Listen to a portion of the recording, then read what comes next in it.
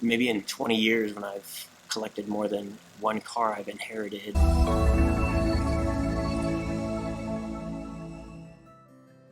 Hey, Sean Mathis here, the founder of the Through Time Automotive Museum. I just wanted to give you a quick origin story to explain kind of why the museum is the museum and why it is where it is. I actually didn't anticipate starting this museum anytime soon. But about 5 years ago, I inherited my grandpa's 1959 Cadillac Coupe de Ville, Pop's 59. That was a car that I never thought that I would ever actually get to own personally. But ever since I've had it, I've tried to do everything I possibly could with that car.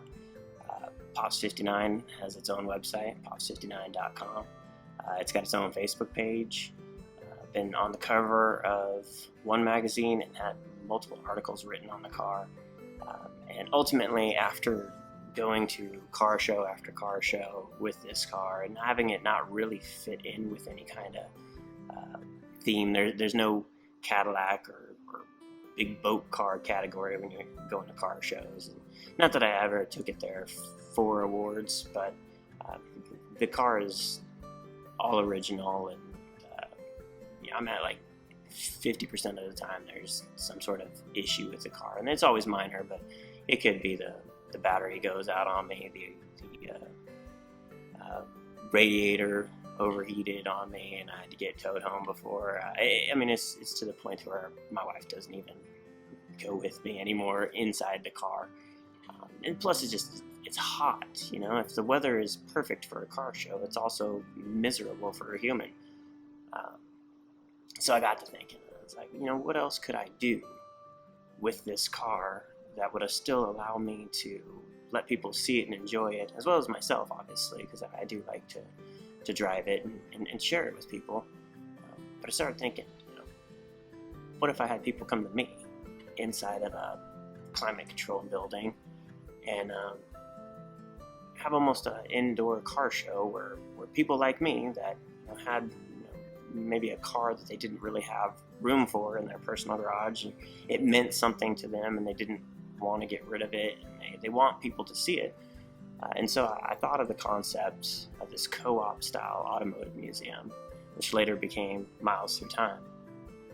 But this was just an idea.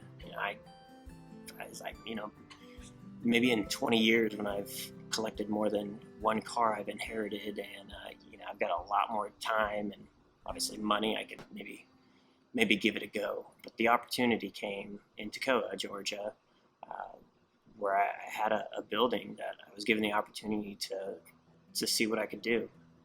And so I did. I mean, I could have walked away from it. I didn't anticipate it. I didn't have time for it. But I felt I would have regretted it for the rest of my life if I didn't at least try. So that's what I did. My wife, she's awesome, Tori. She owns Lake Shark Media, has an advertising degree, super knowledgeable and tons of skills. And I tapped into her skills to be able to. She got we had to brainstorm a name, so we got the name, and then it came down to a logo, and Tori designed the logo, and then it was website and brochures and all the stuff that you have to create when you're starting a brand from scratch. Not to mention, I've got one car, and I'm starting a museum with one car. It's an understatement to say it's not easy to do this. But nevertheless, like I said, I would have regretted it for the rest of my life if I wouldn't have at least tried. So we went all in. We put all the poker chips in and went and tried to make this museum a reality. And initially, to do it, I wanted to focus on the museum first and foremost, but in order to get cars, I was thinking storage and consignment. If I had cars that were being stored in there, they'd obviously be able to be looked at as museum exhibits, as opposed to some of the storage places where they're just kept in a giant warehouse, and nobody ever sees them except for when the owner comes and picks them up and takes them out. And then consignment, I thought, how hard could it be, right? And then while the cars were sitting in there, they could be looked at as well. So that's what I did. And the very first car I got in there was from the guy that was installing my internet in the building. And I got a T-Bucket Roadster from him. And then it kept trickling out where they all came to me to either have their cars get stored or ask me to sell them. I had a couple of sisters contact me. They actually found Miles Through Time through a Model T Facebook group who was aware of what I was doing with Miles Through Time, and wound up connecting with them, and now their dad's Model T center door has been on display in the museum for a few years now, and if it wasn't in here, people wouldn't be able to see it and enjoy it, and they probably would just have it in some sort of storage unit because it is a family heirloom piece, so they're not interested in selling it. And so I like having cars like that.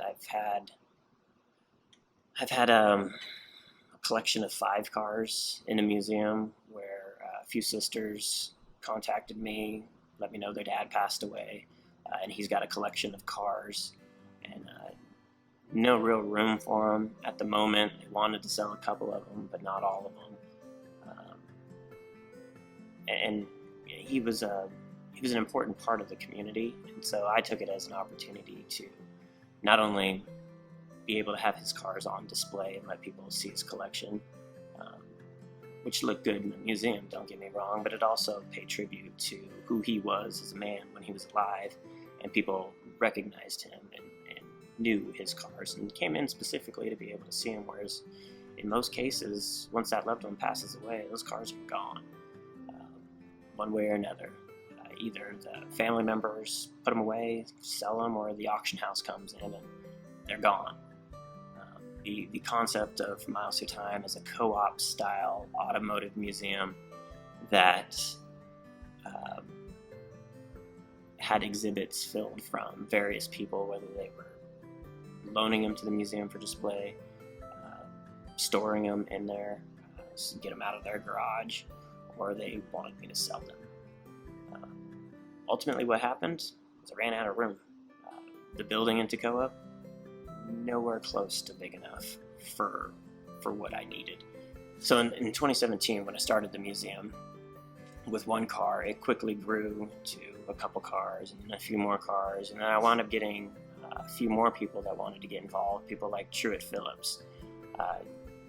Truett's a neat story because I met him through his son, who I met through another guy that I just happened to know. He had some old cars sitting outside. I was like, hey, you want to put those cars out front of the museum just to kind of draw attention to them? And he was like, yeah, they're sitting outside anyway. So we did all that.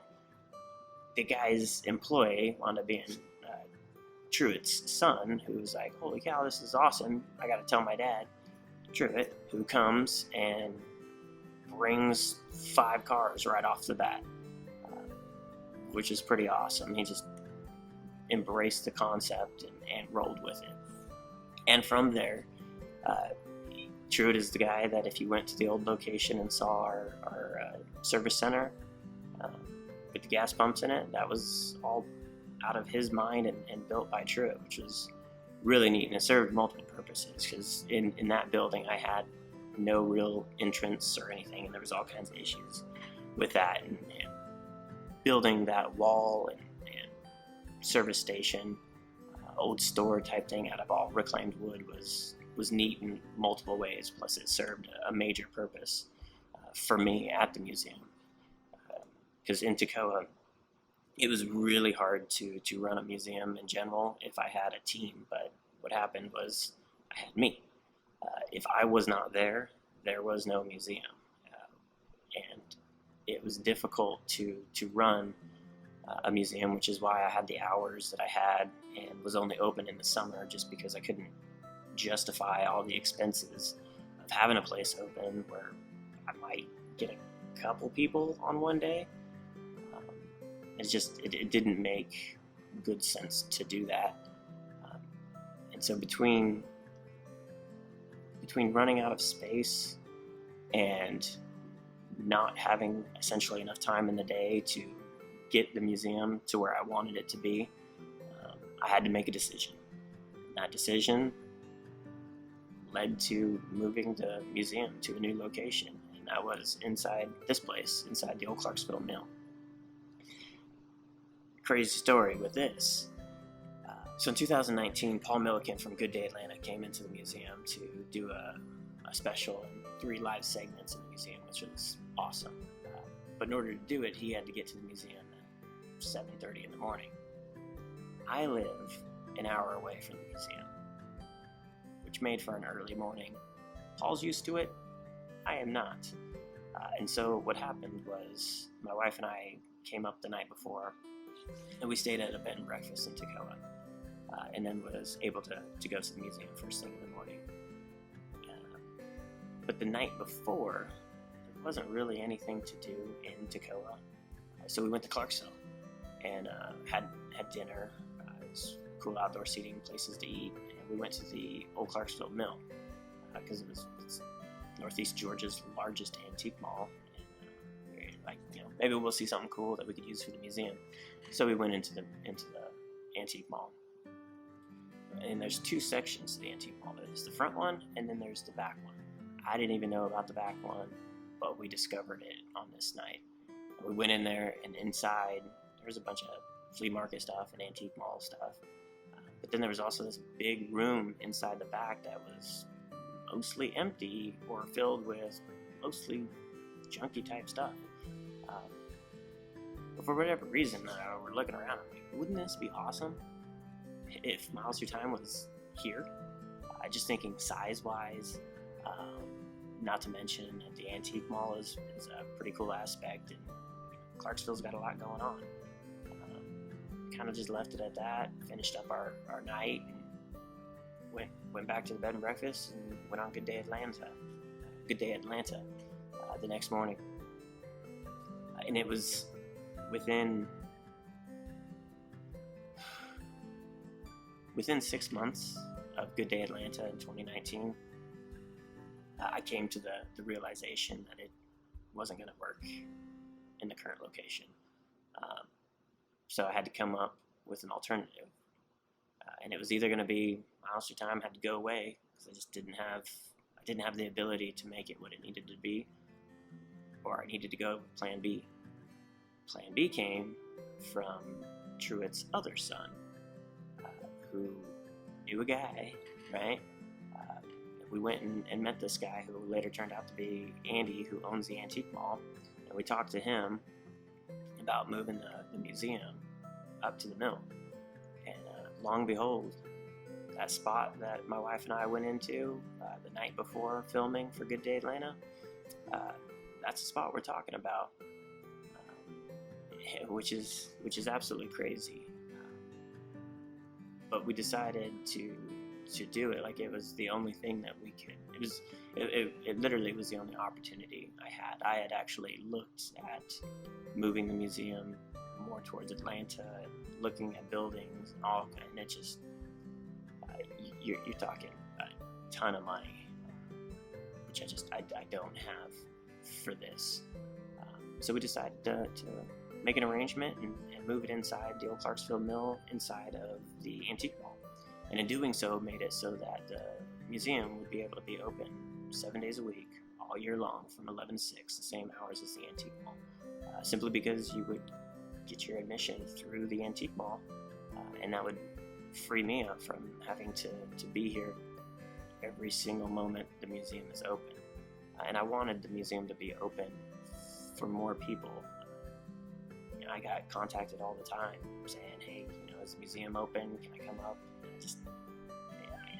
I couldn't do it. I couldn't. If the museum was normally closed, I couldn't go all the way up there and open it up for potentially 4 people. I'd love to. Don't get me wrong, 'cause I love sharing the place, but I couldn't do that. So in moving it to the antique mall, it made it so that we could really allow people to come here and visit. Problem is, it wasn't a ready building, and the regular season in Toccoa was still open. Was still open in Toccoa until October. So the plan became to finish off the season just like normal, and then during the off season that would have normally been closed anyways would be the time that we would switch everything over and open up in a new location, so that when the new season came in the spring, we'd be open in the new location in a perfect world. So instead, what happened was the first thing we needed to do was empty the building. That took forever and ate up a lot of time. We needed to paint the ceiling black. As you can see behind me, it makes a huge difference not having it all white and dirty. It kind of brings your eye line down to where it needs to be. That was 1,000 gallons of paint. And I had a painter, professional painter, do it for me. However, he was not doing it for me. And so ultimately, I took over. And when I say I mean Truett. We did it together, but Truett Phillips, he painted the entire ceiling himself while I pushed him around on a cart so that he could get it all done. And that took us 3 full days to completely finish everything. And then from there, we were finally able to then try to figure out what we were going to do in here, which again is not as easy as it sounds. In the old location, cars were pushed up against the walls, so you couldn't go behind them. You couldn't read anything that was of any kind of importance on the walls because you couldn't see that far. And then the cars in the middle were crammed next to each other, and it wasn't ideal. So one of my big things in the new location was that you'd be able to actually walk around the cars, whether you were walking or in a wheelchair, and there wasn't going to be any issues. So you could see more angles of the car, plus you'd be able to see the stuff that's on the walls, which would allow us to do all kinds of more additional signage and informational type things. So that was part of the deal with figuring out the layout. And then we wanted to build some really neat exhibits, like an entire town, for example. This whole town, out of Truett's mind. He not only built everything from recycled materials and donated materials, but it all came out of his mind. And we've got a bank, a barbershop, general store, a dry goods store, and a jail. And all of them will be completely decked out inside with various memorabilia, and we'll tie it all back a little bit with the car theme, but it's also history and a neat opportunity to be able to display some cool stuff. And the first thing you do when you walk into the new location is you go through a blacksmith shop, which starts you on the journey of what you're about to see. And again, as of right now, the blacksmith shop is still a work in progress, just like pretty much everything inside the new location at this point in 2020. But we also have a replica Phillips 66 station. It is a replica of the original design that Phillips 66 had created. We have a fountain shop. The fountain shop is decked out inside, and it's all Coca-Cola themed. There's a lot of really neat stuff here. We could have stuck a lot more cars in here. I mean, I could have filled this building just packed full of cars. Problem is you're not going to walk through them very well. They'd be unprotected, and I wouldn't really be able to put a whole lot of information to it. Not to mention, you can see that at your normal car show outside, or you can go to a big consignment shop and see cars like that. Whereas in here, I really wanted to focus on it. It's a museum. First and foremost, it is a museum that you can come in here and you can see something that you either haven't seen before, and definitely leave learning something, knowing something that you didn't know before, whether it's car related or just historical. We've got old telephones, old TVs and radios. There's vintage bicycles in here. There's original old pedal cars. We've got a collection of over 700 miniature cars, and all this stuff just belongs to various people. They've either loaned it to us temporarily or they've donated it to the museum. But the bottom line, it's because of people in our community that like the concept of what Miles Through Time is, which is a co-op style automotive museum, but it's also a history and art museum. And just getting people involved and giving them an opportunity to be involved is really what this is all about. So if you come to visit Miles Through Time right now, you'll see it's a little bit different than the old location. I think it's quite a bit better. But it's also not done yet. With everything that's gone on in the world, and we weren't able to do as much as we wanted to initially, but we're not done. We're going to keep adding to it and making things better, and admission and donations is really what makes that all possible. The more that we have of that, the more that we're able to accomplish inside the museum here. And when you visit, you'll stroll through 30 plus full-size vehicles, 100 plus year old bicycles, pedal cars, all the stuff that's in the town. I got Jimmy Carter's Lincoln sitting right next to me, collection of Cannonball cars. One was the former record holder. There's a lot of cool stuff in here, and the neat thing is what you see today will not be how it looks the next time. And we'll be able to go the wall behind me. There's another 90 plus feet back and all the way down that will go from about 10 to 30,000 plus square feet. And all it takes is more people getting involved, and we just keep making it better and better. The plan here is for Miles Through Time to outlast not only myself or Truett, but anybody else that follows. If this can be a place that for generations people can come and visit, I will have felt that I had done something right.